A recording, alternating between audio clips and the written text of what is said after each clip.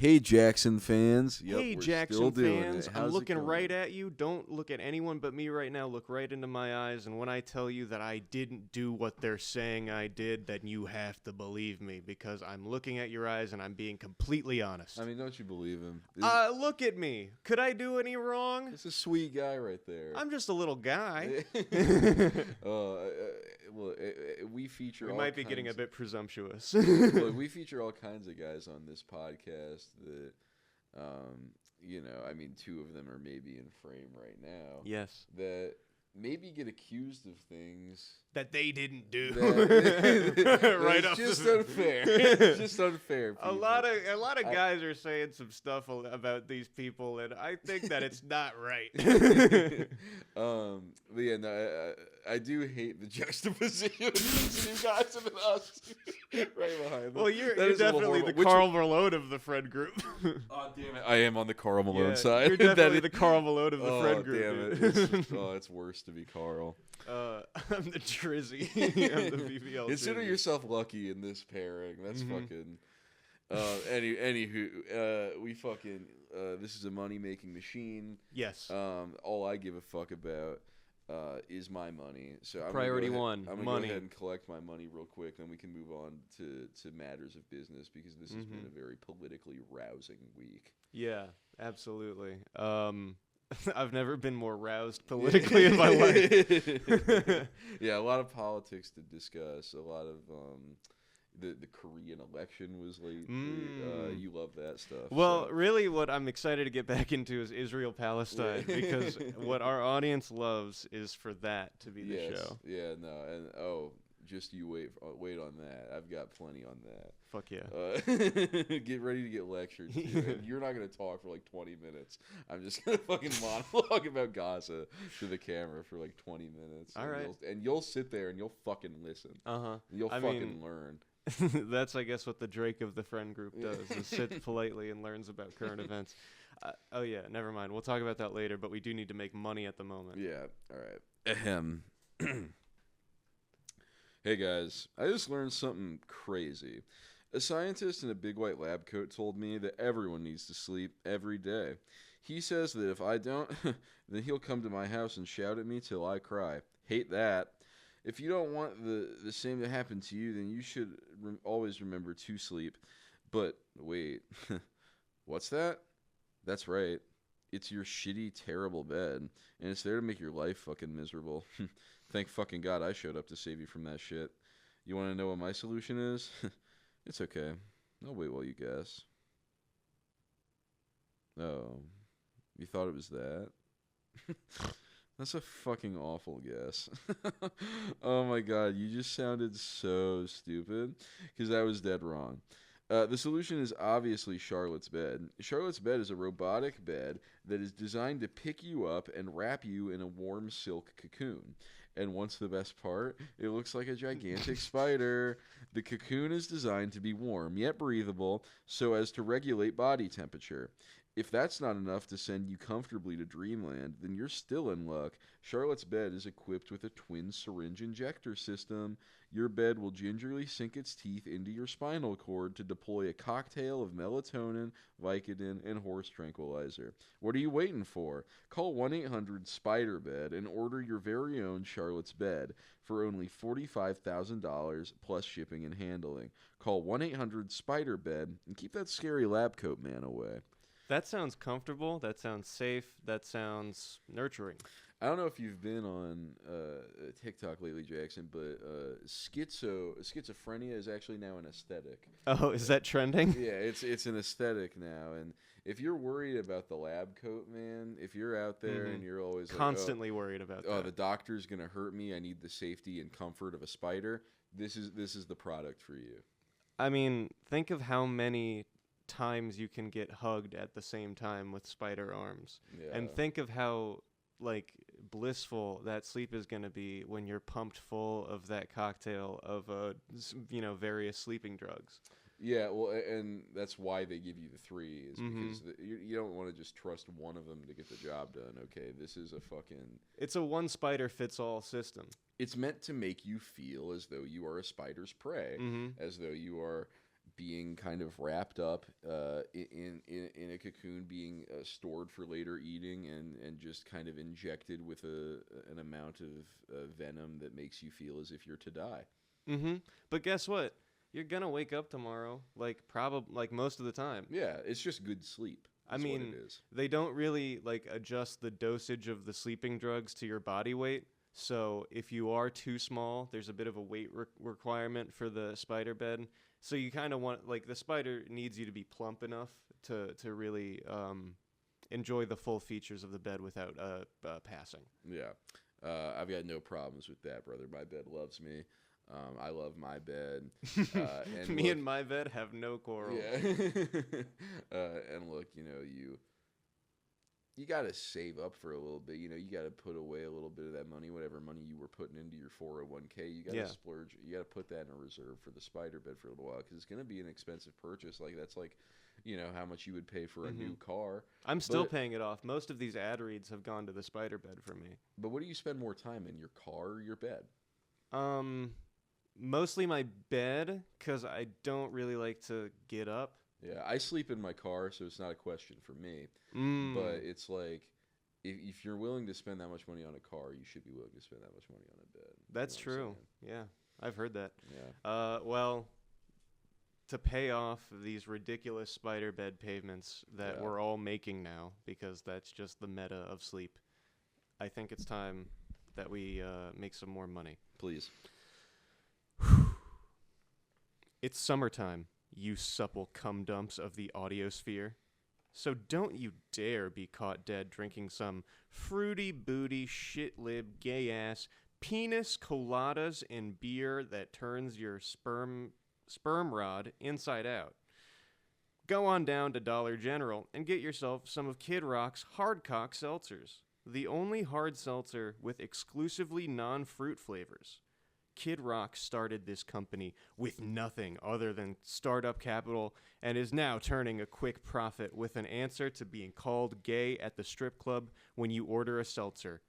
No longer sacrifice your manhood for seltzer.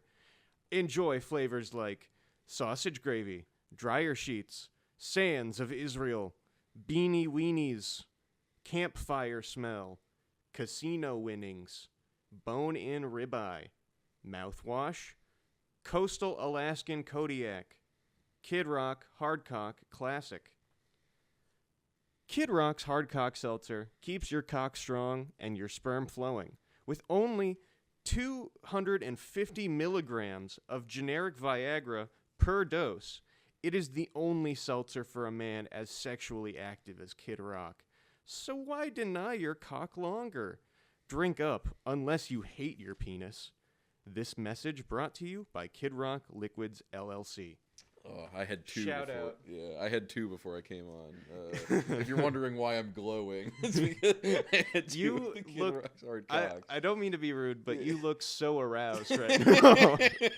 Thanks, dude. I was trying to put that out there. And we have Kid Rock Liquid. Kid Cock Liquids LLC to thank for that.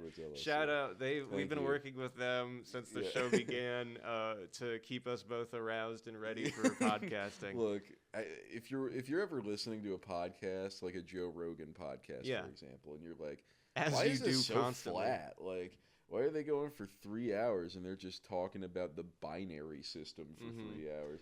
It's because they didn't have a Kid Rock Hardcock. And beyond that, it's that they're stuck in the past. Yeah. They're not ready to expand their podcasting into the next level, which I think we all know that to be more engaged, you have to be violently horny. It's got to be rock hard, and you've got to be ready to go. Yeah. That's the only way I can have a conversation with anyone.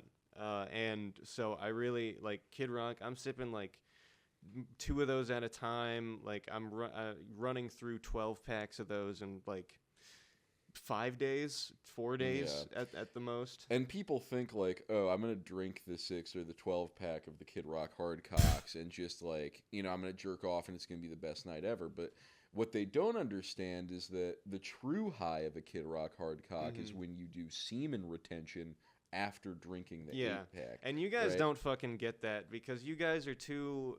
I don't know, distracted. You're fucking animalistic, okay? Yeah. Your body tells you to jerk off. You're just like, oh, and then you do it, okay? Oh, look at me. I'm such a fucking... Look, I've got hormones in my brain, and they're making me do stuff, and I'm just going to do it because I'm a fucking robot? Oh, I'm an instant gratification monkey. Where's the button that makes me come? Oh, my God. That's you. You're just a cum button monkey.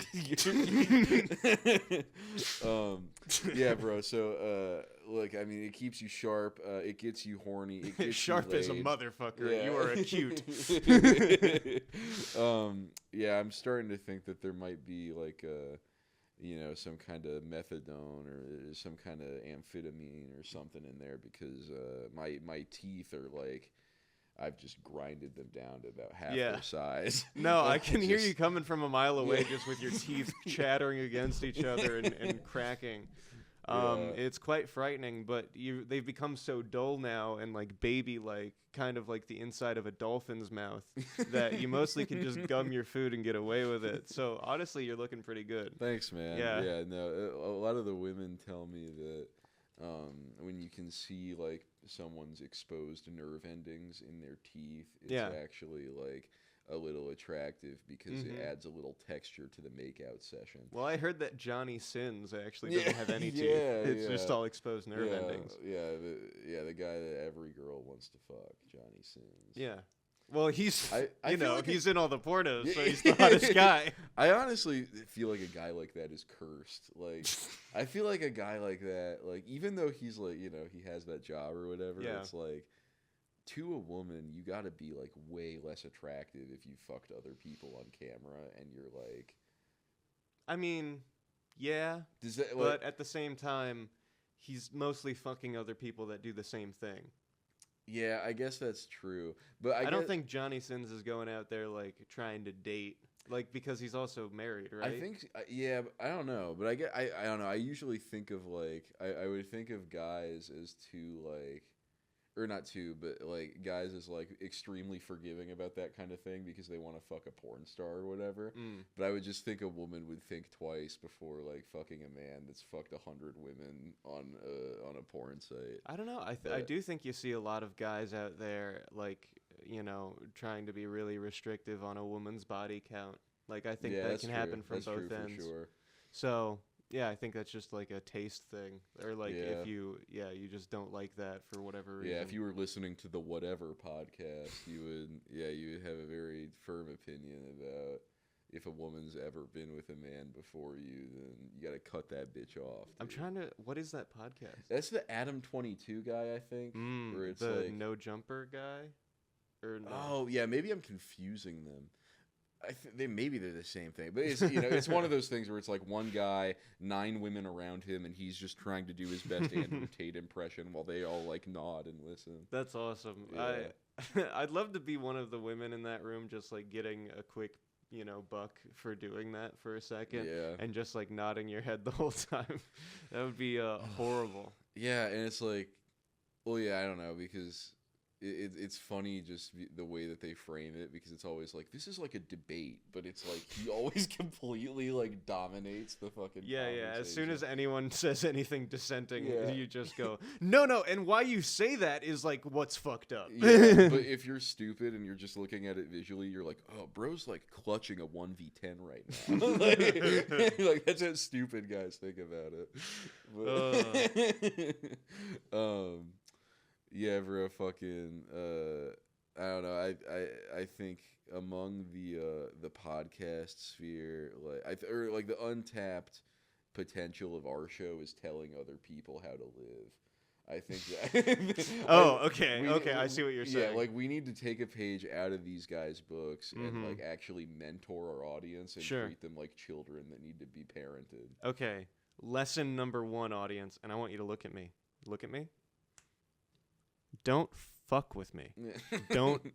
Don't disobey my orders.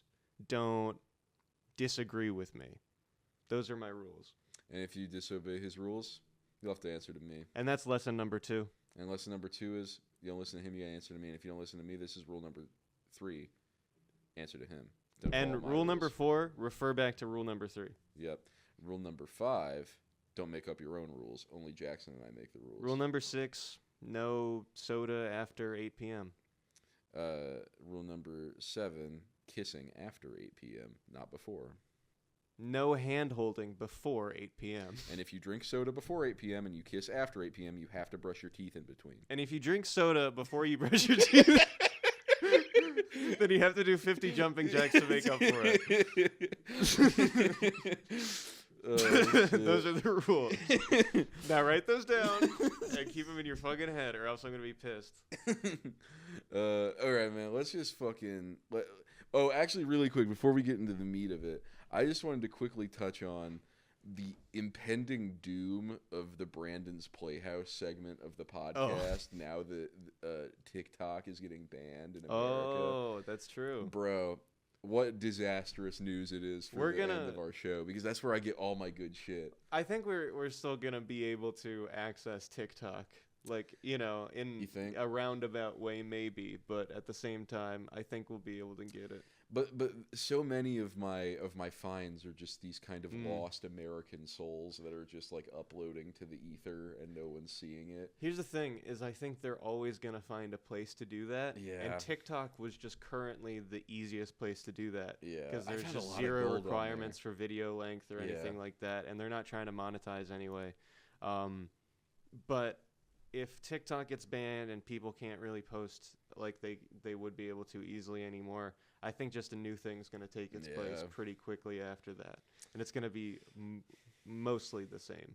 Or it's just going to be YouTube. Yeah, the thing with TikTok, though, is it's such easy accessibility, because like I'll just scroll and I'll just like one will just appear in front of me. I don't have to search for anything. It's like you can find gems like that on YouTube, but you have to like look for it. You know, TikTok, it just appears to you. I found a guy literally today on TikTok. It was the guy, Macdavio Brand. It was the guy who wipes his ass. Yeah, doesn't shower. Yeah, showers once a week. He was saying that LGBTQ people ruined football by kneeling. What? I was just like, that's just like, this is just an opinion he was espousing. But I was just like, this is such a beautiful. He's not mad at the wrong thing. Like he's wrong. Yeah, he's so deeply wrong. He's wrong. He's racist in a bet. Like he's bigoted in a way that doesn't make sense in this context, which is like the stupidest thing ever. But like, that's why I love TikTok, is that there's truly no one between these people or like these people's thoughts and the internet. They're just like, and it's so easy to find. But yeah, I'll have to find another avenue, because God, oh shit, yeah, it's videos like that I can't get rid of. But if we want to get back into the meat of the episode today, we talked last week, or it was 2 weeks ago when we filmed it, about the Drake shit and the Kendrick shit.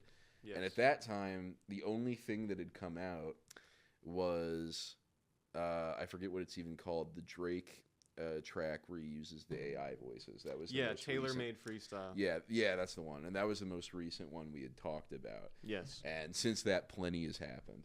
Yeah. Plenty. In a quick fucking succession. Yeah. So, let's get into the fucking timeline, because what's I think important to recognize is the dates and like the times when the releases happened, because it's fucking nuts how quickly shit has hit the fan since Tailor Made. So, Tailor Made Freestyle came out on April 24th in 2024, and that was the one that used the AI Snoop Dogg and Tupac.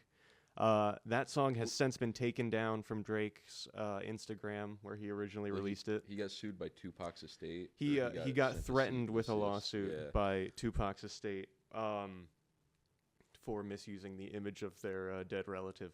Fair. Yeah, and so fucking 6 days pass. April 30th. Just out of nowhere, no one knew when Kendrick was going to make a move. No one knew when the response was coming. Everyone knew that a response was coming, though, right? Like it demanded one, because it was extremely distasteful and attention-seeking. Mm-hmm. That song was. So, Euphoria comes out. Euphoria comes out on April 30th, 2024. It is over 6 minutes long, and he goes like just nuclear on it. Like it's no more friends. It's not like it starts to go a little bit past rap beef and goes into like genuinely hating fucking Drake, and it does it extremely stylishly. Yeah, but what's crazy is that like so you hear like that, and you're like, wow, what a very strong fucking diss verse, right? Yeah. And then you hear this Euphoria, and you're like, oh, that was just like a warning shot across the bow. Like that was like a taste of it. Mm-hmm. And even this, like when this came out, Euphoria, I was like, that's a fucking haymaker. This is fucking over. I mean, No. like, what else could you say? Like, I mean, he fucking, elaborated on all the things that he had hinted at and like that. But still, a lot of it's about rap, and a lot of it's about his rap image and his impact on rap culture. But obviously, it gets much deeper than that. But what's interesting about this track is, like, even though it goes so hard, he's still just warning him. Mm-hmm. He's like, I could go way deeper in this shit. No new information is being released. The only thing that's really happening is, like, Kendrick has started compiling, like, all of the things that you could diss Drake on into a very long song without it even getting beyond shit that's common knowledge. Yeah. Like the Pusha T... fuck all that pushing P. Let me see you push a T. Yeah. The song also takes some minor jabs at J. Cole, but not really. It's mostly just like, hey, J. Cole, if you're still thinking about siding with Drake, don't, because it's about to get a lot worse. Yeah. Was this the one where he like jokingly called them gay, like saying they were kissing? Yeah. Favorite. I see two goats kissing and hugging on stage, and in 8 bars, I'll explain that phrase. And then in 8 bars, what he says is, Cole and Aubrey know I'm a selfish. The crown is heavy. I pray they my real friends. If not, I'm Y&W Melly. Y&W Melly murdered his 2 friends. Yep. So, like, this is the kind of thing that, like, Kendrick is capable of lyrically, where it's, like, just showboating type shit, where it's, like, I'm going to roast you, I'm going to tell you how I'm going to roast you, I'm going to, like, and this is just surface level shit, but, and Euphoria is also just a good fucking song. It's catchy, right? So it's like, compared to everything that Drake had put up to that point, it was just a complete fucking outclassing on every level. Well, yeah, Push-Ups was like being held on to by the masses as like, oh, Push-Ups is like this great response. Like, context is important. Kendrick at that point had only released Like That. Yeah. And so Push-Ups was really uncontested in terms of full-length diss songs. Yeah, it was the only full-length diss song to that point. And that one really just has a bunch of baby-level disses. It's just, you're short, you have small feet, and your label made you do songs with Taylor Swift and Maroon 5. Those are really the only accusations that get levied. And then Taylor made more of the same, worse production quality-wise, writing-wise, and then also the Tupac Snoop thing, which is just cringy on top of being disrespectful. Yeah. Which I think Drake is a master of being cringy and disrespectful. Yeah, absolutely.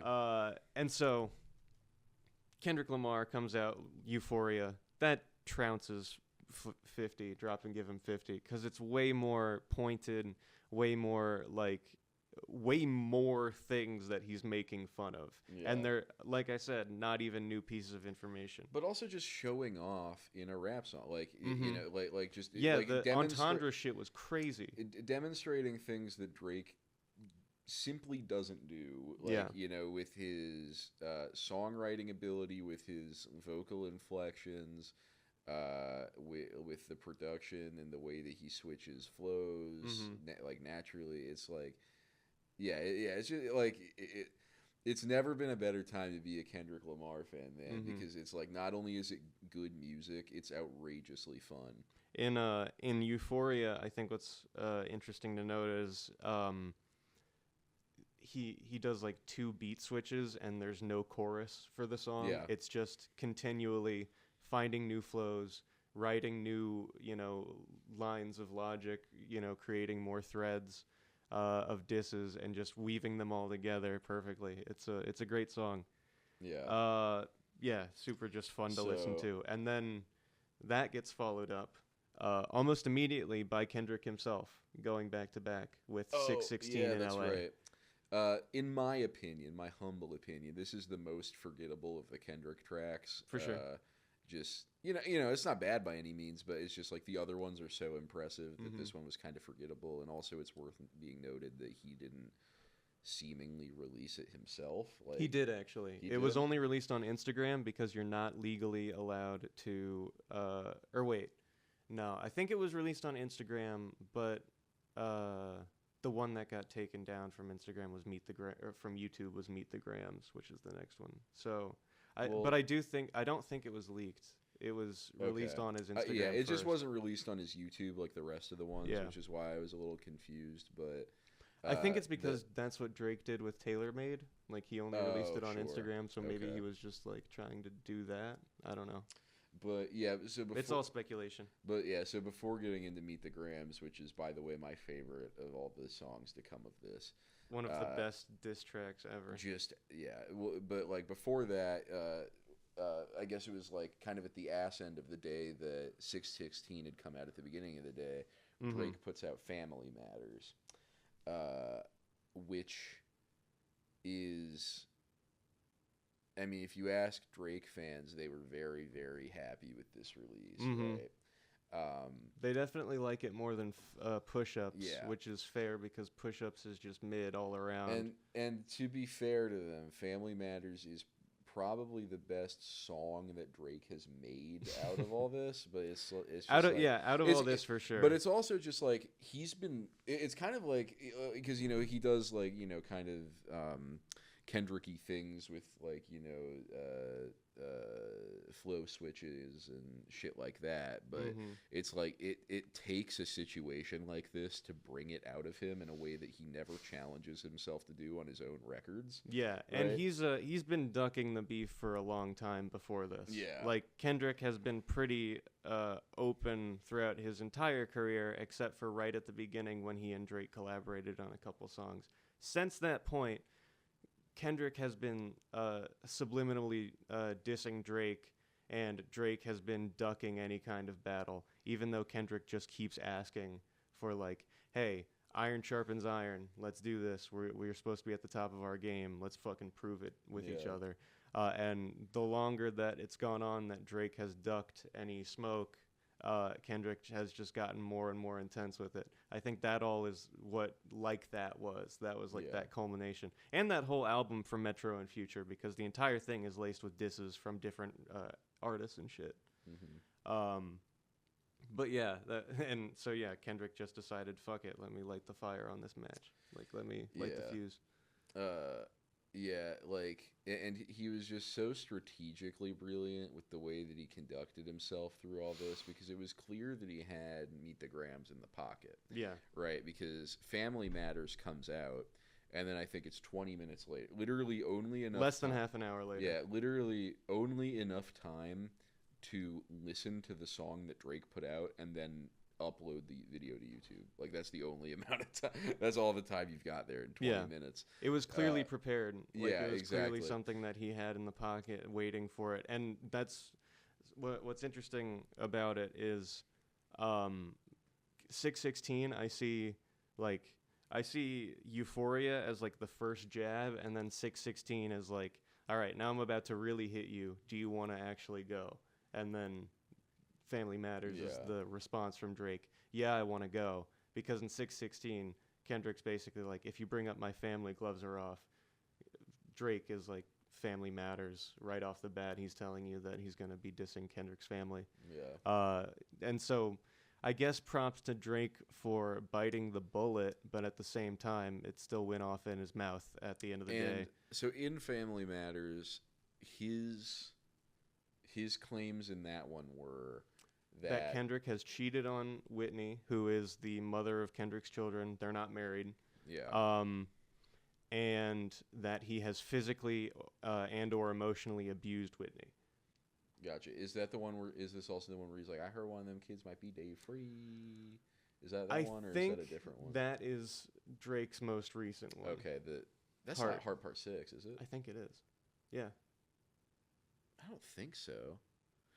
I think you're confusing it because the cover image is like the Dave Free comment. Maybe he does mention it in Family Matters. I think it comes up a little bit earlier that he claims that one of Kendrick's kids isn't his. It's like one of his creative partners. Yeah. And yeah, like we said, just 20 minutes later, Meet the Grahams comes out, which is, if you don't know, Aubrey Drake Graham's last name. Yes. Because his name is Aubrey Graham. And it is the most dubious, maniacal track I've ever fucking heard in my life. It's cutthroat. It is the most fucking twisted shit I've ever heard in my entire life. And I love it to death. It sounds like the fucking Halloween soundtrack. Yeah. It's like... It's produced by The Alchemist, by the way. Yeah. Yeah, he released that video of him revealing that he made it. Yeah. Oh, I didn't see that. But it is a 6-7 minute song that is like a detailed letter to all of the people involved in Drake's life, and he goes on a scathing fucking tirade telling him that he's a horrible father, that he's fostering yet even more illegitimate kids that he's hiding from the public and from his life, and that he's avoiding. He essentially tips the world off to the fact that he's more than likely involved in some sex trafficking. Allegedly. But side note on that, frankly, we've heard stories about this shit in Hollywood all the time. Yeah. Where it's P. Diddy literally just happened. But you hear about and I've heard stories from these girls that are involved that some of these public figures, guys like Drake or guys like athletes or some of these public figures will treat Instagram like window shopping essentially. And they'll reach out to these Instagram models in their DMs, and they will either explicitly or not explicitly invite them to parties or invite them to hang out, and they will pay them for sex. Yeah. And this is something that we've heard about plenty. And Kendrick is basically just saying look, I know people and I know what you fucking do, and I'm going to get everyone involved in your business because I'm tired of this fucking open secret about everyone knowing that you have these fucking parties at your house where you're paying for sex, and there's these free, these questionable situations going on. The cover of the fucking song includes a pill bottle that is a fucking substitute for Ambien, which is known to be a date rape drug. Yes. And it's, a photo taken from within his house, and on the pill bottle it says his fucking name on it. So Kendrick just lays him the fuck out in this song, in a way I've never seen anyone do. Yeah. The list of claims ranges from Drake. He has substance abuse problems. He's addicted to clearly. I mean, every video you see of the guy, he's in a fucking clubs like this. I don't even think Kendrick even touches on his gambling problem, but he does have a gambling problem. He does bring it up for a line. Yeah. Does he? Okay. Yeah. Well, because he literally does it on stream. He advertises it, and he I need a Max Ween. Yeah, I'm pretty sure he has a fucking partnership with that company Stake because he does. He's always posting his bets this is the fucking $1.2 million bet I made on Stake. You should put a lot of money on this too. Nice, dude. Yeah, that's the type of shit he does. And if you follow Drake even a little bit and you you see the kind of cartoonish lifestyle that he promotes. It's obviously corny, and it's kind of shocking that no one's come out and kind of dressed this dude so thoroughly yet. Yeah. But there's no one better for the job than Kendrick. He's essentially living out what a 14-year-old would think a rapper would do every day. He's paying and facilitating for his life to emulate a Future song. But he's completely not from any of that background. He's just like getting himself addicted to pills so that he can fit the image of being a rapper that does drugs. It's just weird and pathetic. Not to mention the basketball tournament that he set up for himself that he won. The fact that he like drowns himself in like, you know, these shitty drugs, probably telling himself that it makes him a better artist when he's paying other people to make all of his art for him is like fucking laughable, because he doesn't have as much talent in his whole body that like Juice WRLD had in his left nut. Yeah. Like, and that guy was actually taking 20 perks a day. He wasn't just fucking faking it.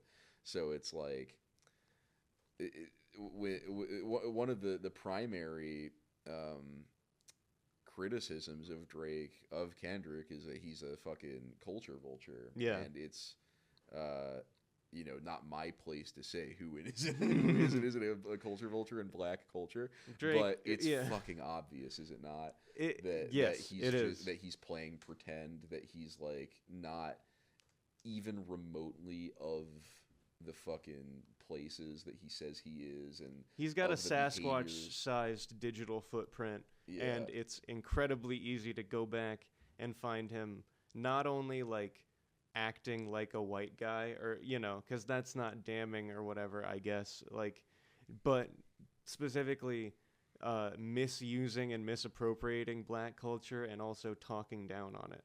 Like, there's a video of him hard R saying the N-word. I don't know if you've seen that one. That one's a good one. As like clearly a young man just out of Degrassi, just trying to get into a new career type Drake. And so he's like... That's got to be a great fucking era of Drake. Transition between Degrassi and rap. Oh my God. Because it took him so long to even figure out his final image as a rapper. Yes. Like, because he didn't have shit to start with. Well, he's never had anything to say. Yeah. Yeah, exactly. His personality is 100% cultivated. Yeah, absolutely. We've watched Degrassi together. It is so funny to watch him as a kid, just this fucking, just a dork, just like, you know, the only time when it was acceptable for Drake to kiss 16-year-olds. Oh yeah, I bet he fucking rewatches those fucking clips. Oh shit. Yeah, we can finish talking music, but I want to touch on his public relationships with underage women soon. Yes, we should. Let me just hit a quick notes that I wanted to hit. Yeah. So the song, because we still haven't gotten to Heart Part 6, and we should. We haven't even gotten to Not Like Us. That's oh shit. Yeah, I forget. The list is so fucking long at this point of disses. So in Meet the Grahams, Kendrick starts the song off with the line, "Dear Adonis, I'm sorry that fucking man is your father," or something like that. Yeah. Just one of the most gut-wrenching starts to a song ever. I just wanted to highlight that. I just paused it and I was like, yeah, no, the first time I listened to the song, I didn't pause it once, but there were several times where I was like sitting in bed listening to it, and just to nobody, I was like, what? I know. Yeah, same way, bro. Same way. Yeah, I felt insane, but you know, you have to let that out at some point because you're hearing just crazy shit. Yeah, I recommend anyone who has not listened to that go listen to it. It's literally the experience. It's literally the only thing people are going to be talking about in music for the next like week and a half, month, half a year. Yeah, bro. Like it's gonna keep coming up because Drake is gonna try and come back from this. Yeah, it's a huge moment in just American culture. Yeah. So Kendrick alleges that Drake has a daughter that he's hiding who is 11 years old specifically, and some cyber sleuths have found someone who he's potentially talking about, but there's still been no confirmation as to whether or not that is his daughter or not. What I will say, because we're speaking in allegedlys, you know what I mean, she looks a lot like him. Oh, fair. She looks a lot like him, like the eyes and the mouth and the teeth. Are you talking about the girl? Because I don't really want to say her name. Yeah, that was what I was thinking too. But I heard there were several different girls that people had brought up as like potentially this is the girl, but I heard that there was a line in one of these Kendrick songs where you know the one I'm talking about. Yes. Yeah, okay. Where it's like this might be the girl's name. This might be a double entendre that Kendrick threw in there, but to be confirmed, to be receded. Exactly. But that's what Kendrick does with his music, man. Is like he throws so many double entendres in there that it's like you could just like pull more meaning out of things than you're meant to. That's been happening the entire time. Yeah. With every single latest Kendrick drop. I will say, in that process, even as those like wild speculations get debunked, there's still a lot of shit that I would have considered wild speculation that has been proven true or at least substantiated somewhat. So I would still give Kenny the benefit of the doubt. I'm still waiting for another response. I don't think it's over yet. Even though people are saying it's wound down, but I just don't think I don't think you let Drake skate by with how he tried to end things. Yeah, maybe. I don't know. We'll see. But like just to keep things moving, what followed that was people were discussing who's winning here, right? I mean, diehard Drake fans sometimes, they still stay with Drake, but I think after Meet the Grams, most people were like, if even half of this shit's true, Kendrick wins. Yeah. And then without giving anyone time to breathe, he drops again. Yeah, but the people that would stand Drake would say, well, Drake's made the catchier songs or whatever. False. Bro, that's why... Categorically false. That's why Not Like Us is beautiful, because it's like, it's not necessarily giving you a lot of new shit, but it's like, oh, you want a bop? You want me to fucking embarrass you with a song that you're not going to be able to escape because people like playing it? Yes. Like, you want me to fucking drop a song that's so good and so directly calls you a fucking pedophile and a degenerate. That you'll never live it down. That you'll never live it down and people are going to be fucking embarrassed to play your music. Then yeah, I'll do that too. And that's like... that's Not Like Us. Bro, that's Not Like Us, and that's fucking Kendrick Released Lamar. the same day as he released Meet the Grams. It's kind of like, it was like a breath mint, you know? It was like, you got a bad taste in your mouth. Let's wash it out with this shit. And for Drake, I bet that was one of the most embarrassing things. Bro. It's just like, not only did he get back-to-backed, which is Drake's move, like, the whole back-to-back thing is like Drake and Meek Mill beef. He dropped back-to-back and ended the thing. And so that's like a badge of honor for Drake. And Kendrick back-to-backed him on 616 in LA and Not Like Us in the same fucking like week, basically. Yeah, the same span of like 3 to 5 days. Like. And that, and without getting into the lyrics of Not Like Us, I think we can talk about. And then the next day, Drake releases Heart Part 6. Yeah. And it makes the claims in Heart Part 6 so embarrassing. Yeah. The Heart Part 6 is Drake's feeble attempt to get out of any and all responsibility by just saying no. I didn't. Yeah, bro. Like, well, it's if you're not familiar with the song, more directly, like on the subject of pedophilia, he said.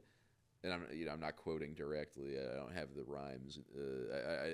I haven't been bumping the song. Well, if you can believe it. You ghostwrote it, so you should have it memorized. But he says something to the effect of like, "Bro, if I was a pedophile, I was fucking all these young girls. I'd have been in jail, dude." He literally says that's what he says. And then he follows it up with, I'm too rich and famous to have been doing this. Yeah, exactly. Because then I would have been arrested. Yeah. You see, it all makes sense. Yeah. And it all checks out. And then he, on top of that, another self-report moment, or another just like him scrambling and not having anything prepared, is he goes on to defend himself from the Millie Bobby Brown allegations. That's what I was going to bring up. Kendrick didn't mention it a single time. Yeah, exactly. Yeah, but that's what I was going to bring up is like, you hear people say like, oh, if Kendrick's going to call him a pedophile, he needs to drop evidence, like concrete evidence. But it's not about that. It's about saying what everyone's fucking thinking. Yeah. And there's so much information readily available on the internet that if you give a fuck, you can find 5 videos in a minute of Drake doing some extremely questionable shit with someone that is like 16 or 17. Yeah. It is a pattern. And that's only the start of that rabbit hole, because there are many different like Twitter threads, compiled screenshots, Instagram posts of people going out and internet sleuthing all the times Drake has just been sus around teenagers. Yes. And a pattern that has emerged is Drake seeking out and starting dialogues with girls who are in high school, and then waiting until they're 18 and then beginning to try and date them. Yeah, namely that one Bella girl that was a model that he met when she was 16, and then when she turned 18, bought out a restaurant to impress her. There's been these screenshots circulating of Billie Eilish saying like, I'm turning 18 tomorrow, and then like he like comments on her post like, can't wait, like with this emoji. And kind of primary of the examples that everyone brings up is Millie Bobby Brown, who was poster child of being a victim of Drake. Yes, bro. She was popular at 13 years old because she got cast in Stranger Things. And Drake likey, apparently, because he watched that show and he reached out to her while she was still like 13, 14, and he was like, oh my God, I'm such a big fan of yours. We should hang out. It's not that he didn't think she was 13. He thought she was 11 because of her character's name. No. Oh, that is true, dude. It's fucking horrible. And the thing about it that has also been a recurring theme are the victims in these cases coming out and being like, it's no biggie, come on. It's just everyone's pal Drake. Exactly. Well, yeah, and Millie Bobby Brown, when talking about these things, is like very, kind of deferential and chummy about it, right? Yeah. Like, but if you just look at the substance of the story that she tells of her interactions with Drake and other people's accounts of her interaction with Drake, it's like they met at a hotel in Australia the first time when she was like 13, 14. Why was he there? I guess they were both there or something, and they decided to meet up. And then he, just got to text this 13-year-old that I got to meet up with her at a hotel. They take this picture doing like the telekinesis thing of 11, and then it's like a publicly known thing. Everyone's like asking him about like, oh, you guys like, what's going on here? What? Right? And then, oh wow, why are you doing that? Hey guys, what's going on? And they would ask Millie about it. And she would be like, and they would ask her at the time, and I remember just thinking this was so fucking weird. But I think I'm like around her age though, so I was like young at the time also when this happened. She was like, he texts me about boys, gives me boy advice. We just say like we miss each other and stuff, and like. Yeah, he tells me that I gotta find a nice boy that like used to be on a TV show and like is someone now that doing like something understands. different. Someone that understands what it's like to be a child actor, maybe. I don't know, but like a nice guy. You don't want to mess with any of these other guys that are your age because they're mean. They suck. But get a nice guy like Drake. And then other people were bringing up articles that were written, I think, around that time where it's like he accompanies her to one of these kind of prestigious parties like the Met or like something. Like they meet up there, and by all accounts they are joined at the hip for hours at this party. Just Drake and this fucking 14-year-old just yucking it up all fucking night. And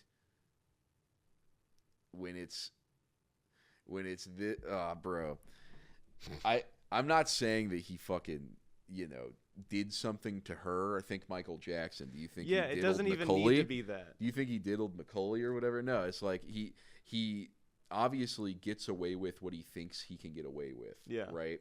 And what he thought he could get away with Millie Bobby Brown was like having this weird public kind of like relationship where you're like seen together and you're getting time with her, but like it's like it's I mean I can't even begin to fucking fathom the motivations of a man that behaves that way. Look, but it's like bottom line, it's literal grooming. Yes, like no matter how you slice it, no matter if anything happened beyond like them looking at each other in the same room, like no matter if any further contact happened, the fact that any of this is true and verifiable is a problem. Yeah. And Drake still hasn't really addressed it in any way more than just bringing it up unprompted on the Heart Part 6 and being, I didn't do that.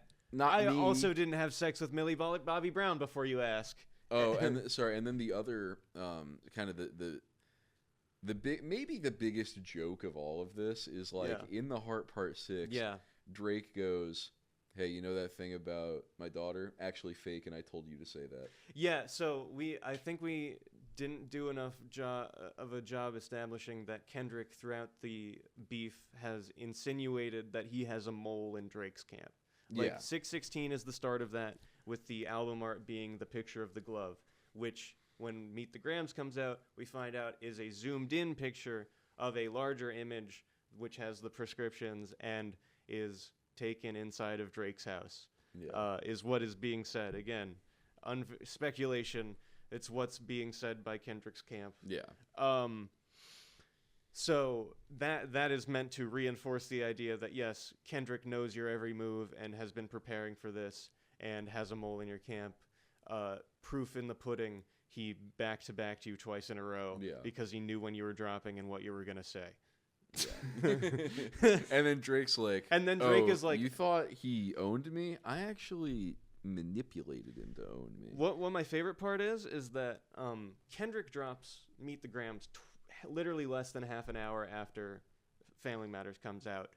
You can't deny that Kendrick had that prepared, because it's literally impossible to make a song like that without having it prepared first. Like, and releasing, like, recording and finishing a song in half an hour after. It obviously was prepared, and he knew everything that was going to be said on Family Matters. Exactly. He addresses most of it, and most of what's being said on Family Matters is also addressed in Kendrick's album Mr. Morale, which Drake half listened to find dirt on Kendrick. Yeah, and the other thing about Heart Part 6 is that he completely misinterprets this thing from Mr. Morale. Yeah. Which is a story that he tells about his mother not believing him when he told her that he didn't suffer sexual assault, and she was projecting her past onto him. Mm-hmm.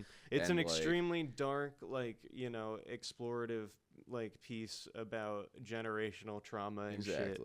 And, it went way the fuck over Drake's head, apparently. Yeah, it went over Drake's head. Drake says, Kendrick, I get it now. You're calling me a pedophile because it was you that was molested. Yeah. And besides the horrible misreading of that text, even if you give him the benefit of the doubt of he's doing that on purpose for some reason, he's being wrong on purpose for some reason, the point of that is to trash Kendrick for being a victim of pedophilia. Yeah. Like, the point of that is to be like, here's my big diss. You were molested as a child, idiot. And I can't be a pedophile because of that. Yeah. What? It doesn't connect. It really, nothing connects to the central thesis of I'm not a pedophile and here's why. Yeah. Nothing really does any work to back that up. I'm not a pedophile and here's why. Because I'm famous, because I'm rich, because I didn't have sex with Millie Bobby Brown, and because you were molested. He just tries everything. He's just like, I'm so clearly, in shambles here. I've just got to empty my bag. If there's anything that could fucking do the trick or could trick one more person out there to think I'm not a fucking... like, the type of dude that's just, has to have the last word in a conversation, right? And then they can feel like they won as long as they said the last thing and then left. It's a classic narcissist thing. Yeah, exactly. Just the last word is, that's the be-all, end-all, because that's the last thing I'm going to remember about us talking. Exactly, yeah. So for that reason, I mean, stupid or petty as it may be, I really hope we get another Kendrick song. If not for just give me another Kendrick song. But also, I don't club banger. But also, he doesn't even need to. No, he doesn't. Drake owned himself so hard. Yeah, Drake so thoroughly embarrassed himself with his last release. Not Like Us is already such a I'm dancing on your grave because I've won this shit type of song. It's like, I don't know if you really need another one. I think Kendrick's already kind of universally won in the minds of people that are paying attention to this. Yeah, the entire West Coast is behind him. Yeah. Atlanta, the entirety of Atlanta is now behind him. Like, Yeah. I mean, you know, guys like 21 Savage and other people, they still haven't said anything about Drake publicly. Like, a lot of J. Cole in that group, they're staying quiet for good reason. They're waiting for the bullets to stop being fired, and then that they can do PR. Yeah.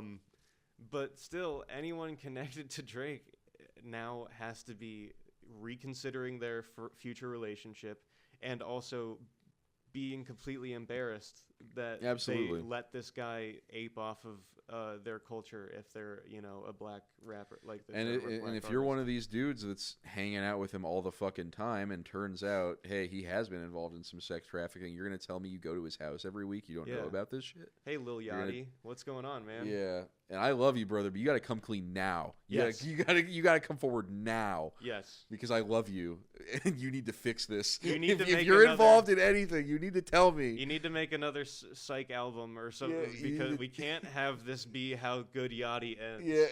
That we can't have this. You gotta get out. You gotta tell me right now, young man. You gotta go. It's not too late. It's not too late. I promise. I promise it's not too late. God bless the listeners of Dump Street. Thank you. God bless much. The Jackson fans. Yeah, all our Jackson fans out there. Thanks for sticking with us. We'll be right back next week. More Christian Speaks His Mind tomorrow. We'll see you later, baby. Mwah!